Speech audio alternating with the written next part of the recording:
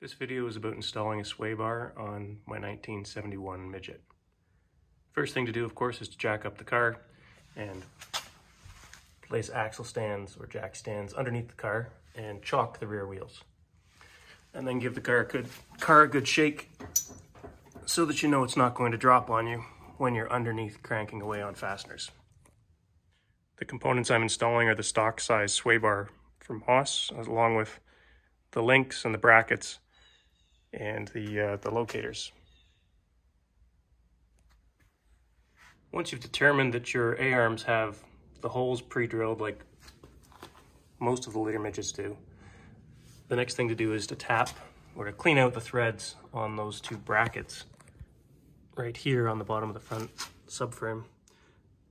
Because if it's never had a sway bar installed, those are probably filled with a bit of rust and crap. So it's a 5/16 fine thread.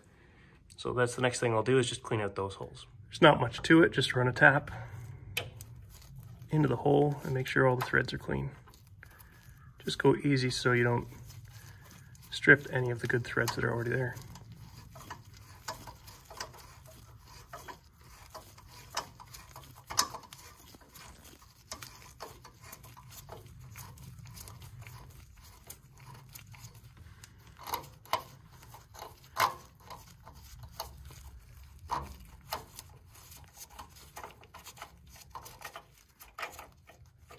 So just do that 3 more times and then we're ready to install the sway bar.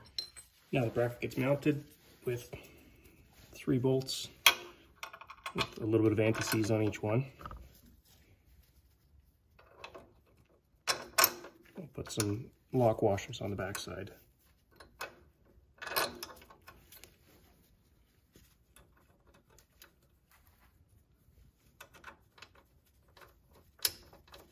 Snug these down and then I'll come back with a wrench and tighten them up.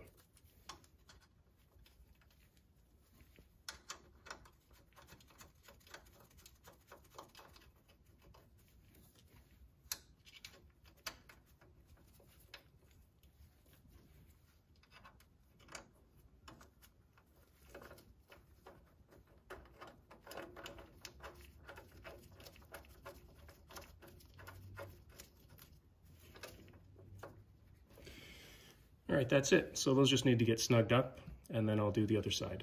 Now it's just a case of mounting the sway bar brackets. I've already cleaned out the threads. And it's just 4 bolts. And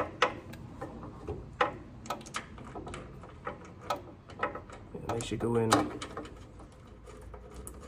easily. If we get 1 on each side, then it'll hold itself up.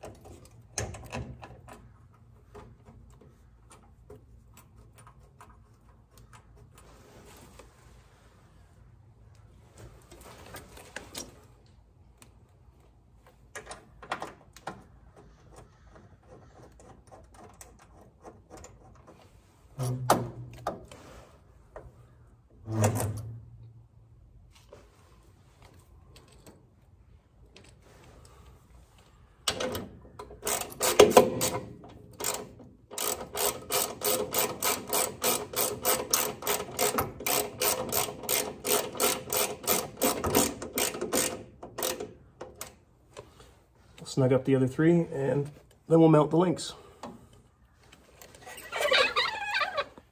There isn't much to mounting the links. It's just a matter of putting one end in the sway bar and the other one in the bracket and squeezing them together, and then getting your lock washer and your nut on the back side of each and tightening them down.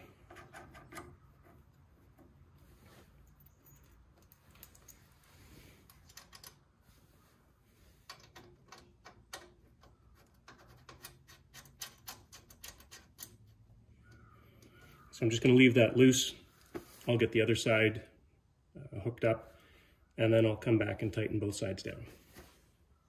The other side's all tightened down. So it's just this side left to tighten up the bolts on the link, and then position the sway bar so that it's centered, and adjust the 2 locators. So it's a 5/8 on the link side and 11/16 nut.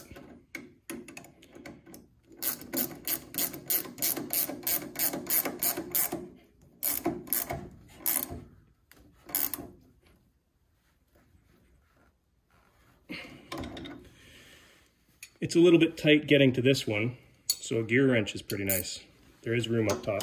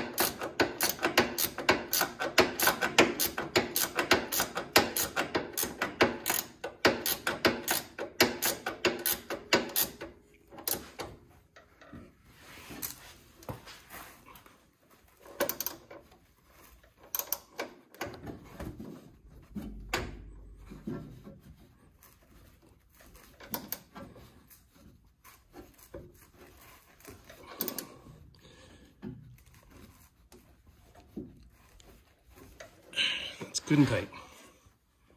So I checked to make sure that the sway bars seem to be even on both sides. Now it's just a matter of adjusting my locators and tightening them down. So it's a 3/8 on top and a Phillips screw on the bottom.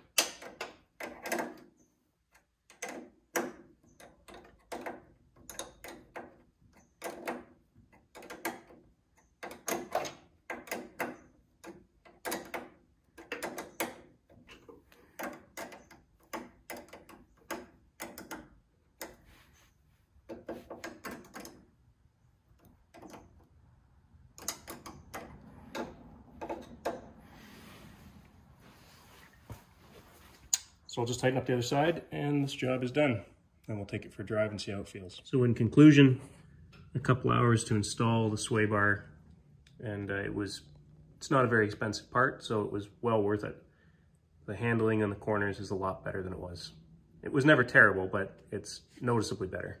So for a couple $100, I think probably hard to do any kind of modification to your car that would give you that kind of difference for so little.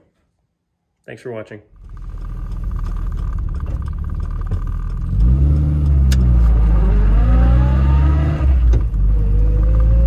Okay, so here's a bit of a noisy ride with the roof up. It's a bit of a crappy day, just to see if we can tell how it feels. Sorry about the shaky shaky camera. It's not a very good mount.